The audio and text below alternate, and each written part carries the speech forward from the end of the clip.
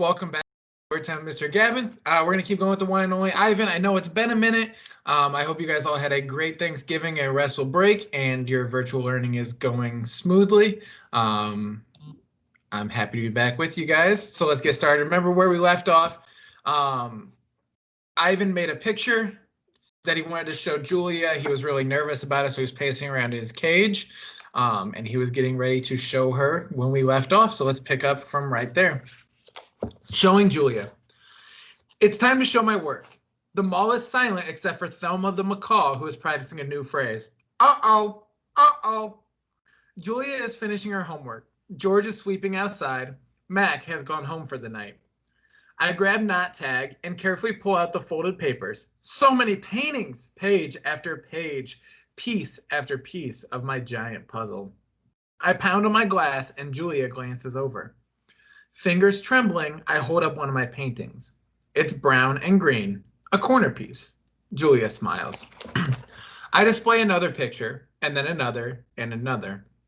Each one a tiny part of the whole. Julia looks confused. But what is it, she asks. She shrugs. It doesn't matter. It's pretty just as it is. Uh-oh, says Thelma. No, I think. No, it does matter. More paintings.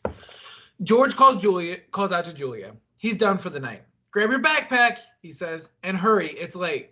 Gotta go, Ivan, Julia says. Julia doesn't understand. I have to find the right pieces. I dig through the pile. They're here somewhere. I know they are. I find one, another. I try to hold 4 of them up against the glass. Bob, I say, help me, hurry. Bob grabs painting with his teeth and drags them to me. One by one, I shove pictures through the window crack. They crumple and tear. There are too many pieces. My puzzle is too big. Careful, Ivan, Julia says. Those might be worth millions someday. You never know. She arranges the paintings into a neat stack. I suppose Mac's going to want to sell those in the gift shop. She still doesn't understand. I shove more out of the hole and more. All of them, one after another.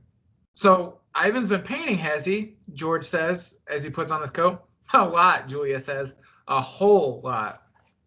You're not taking all those home with you, are you? George asks. I mean, no offense to Ivan, but they're just blobs. Julia thumbs through the towering stack of paintings. They might not be blobs to Ivan. Let's leave those by the office, George suggests. Mac will want to try selling them. Although, why anyone would pay $40 for a finger painting a 2-year-old could do, I don't know. I like Ivan's work, Julia says. He puts his feelings into them. He puts his hair into them, George says. Julia waves goodbye. Night, Ivan. Night, Bob. I press my nose against the glass and watch her walk away. All of my work, all of my planning, wasted. I look at Ruby sleeping soundly, and suddenly I know she'll never leave the Big Top Mall. She'll be here forever, just like Stella. I can't let Ruby be another one and only. Chest beating. Often when visitors come to see me, they beat their hands against their puny chest, pretending to be me. They pound away, soundless as the wet wings of a new butterfly.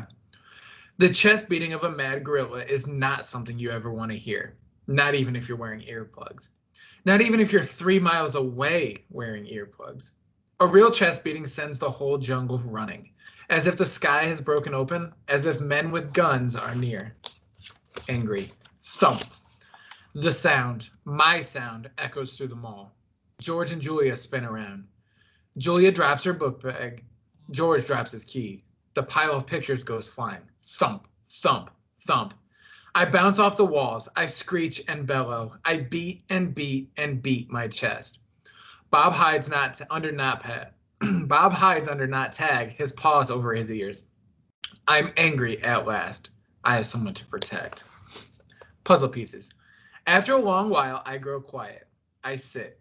It's hard work being angry. Julia looks at me with wide, disbelieving eyes. I'm panting. I'm a little out of shape. What the heck was that? George demands. Something's really wrong, Julia says. I've never seen Ivan act that way. He seems to be calming down, thank goodness, George says. Julia shakes her head. He's still upset, Dad. Look at his eyes.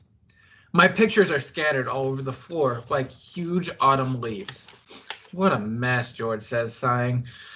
Wish I hadn't even bothered sweeping tonight. Do you think Ivan's okay? Julia asks. Probably just a temper tantrum, George says.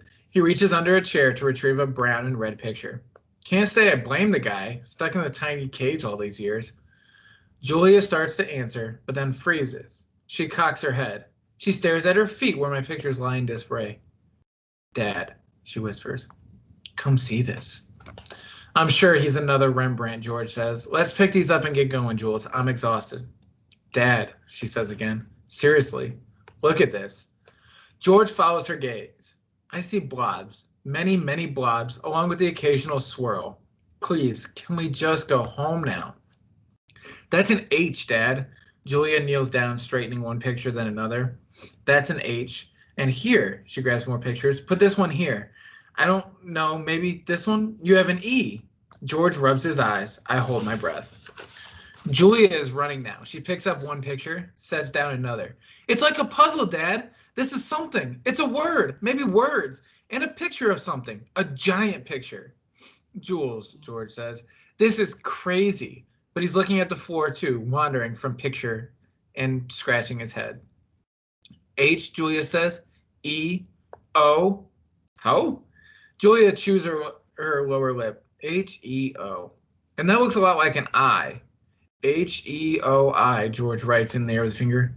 I-E-O-H? Not the letter, like an actual I. And that's a foot or maybe a tree. And a trunk? Dad, I think that's a trunk. Julia runs to my window.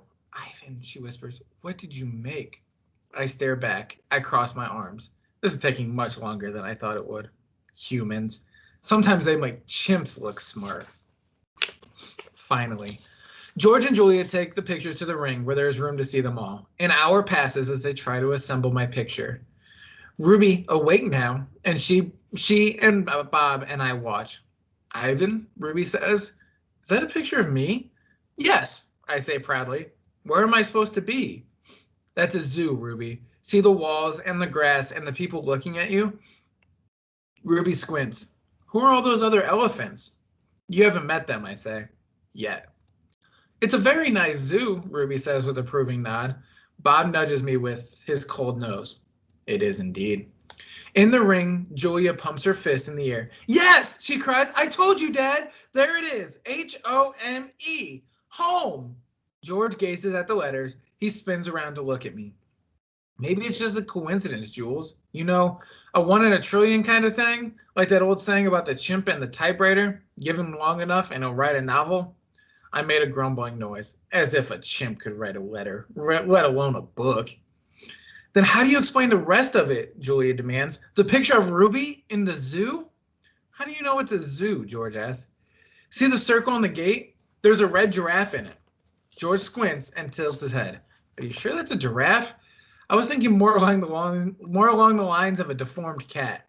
It's the logo for the zoo, Dad. It's on all their signs. Explain that. George gives her a helpless smile. I can't begin to. I'm just saying there has to be a logical explanation. Look how big this is. Julia puts the last piece of Ruby's right ear into place. It's huge. It's definitely large, George agrees. Julia watches me. She chews on her thumbnail. I see the question in her eyes. She turns back to the paintings and stares at them, looking, truly looking. A slow smile dawns on Julia's face. Dad, she says, I have an idea. A big idea. Julia races around the edge of my painting, her arms spread wide. Billboard big. I'm not following you. I think this is meant to be on a billboard. That's what Ivan wants. Crosses his arms over his chest. What Ivan wants, he repeats slowly. And you know this because you two have been chatting? Because I'm an artist, and he's an artist. Uh-huh, says George. Julia clasps her hands together. Come on, Dad, I'm begging you. George shakes his head. No, I'm not doing that. No billboard, no way. I'll get the ladder, Julia says. You get the glue. I know it's dark out, but the billboard's lit. Mac will fire me, Jules. Julia considers. But think of the publicity, Dad. Everybody would know about Ruby. You want me to put up a sign that shows Ruby in a zoo with the word home on it in giant letters? George gestures towards my picture. A sign, incidentally, that just happens to be made by a gorilla. Exactly. And you want me to do it without Mac's permission, George asks. Exactly. No, George says. No way. Julia goes to the edge of the ring, careful not to step on any of my paintings. She picks up Mac's claw stick. She walks back and hands it to her father. George runs a finger along the blade. She's just a baby, Dad. Don't you want to help her? But how would it help, Jules? Even if lots of people see Ivan's sign, it doesn't mean anything's going to change. I'm not exactly sure yet, Julia shakes her head. Maybe people will see the sign, and they'll know this isn't where Ruby belongs. Maybe they'll want to help, too. George sighs. He looks at Ruby. She waves her trunk. It's a matter of principle, Dad. Principal. L-E, George corrects. Dad, Julia says softly. What if Ruby ends up like Stella? George looks at me, at Ruby, at Julia. He drops the claw stick. The latter, he says quietly, is in the storage locker. That's where we'll stop for today. We will pick up next week. We're getting to the conclusion of it. I hope you guys enjoyed it. Glad to be hanging out with you again. As always, make sure you check out Miss Callan's videos as well. We'll be on Fridays for morning meeting too, but we want to try to stay in touch with you guys, even though we are virtual. So make sure you check out our social media pages and you listen to us read. It's fun. We enjoy doing it. So go ahead and check it out. Until next week, I will talk to you guys then. See ya.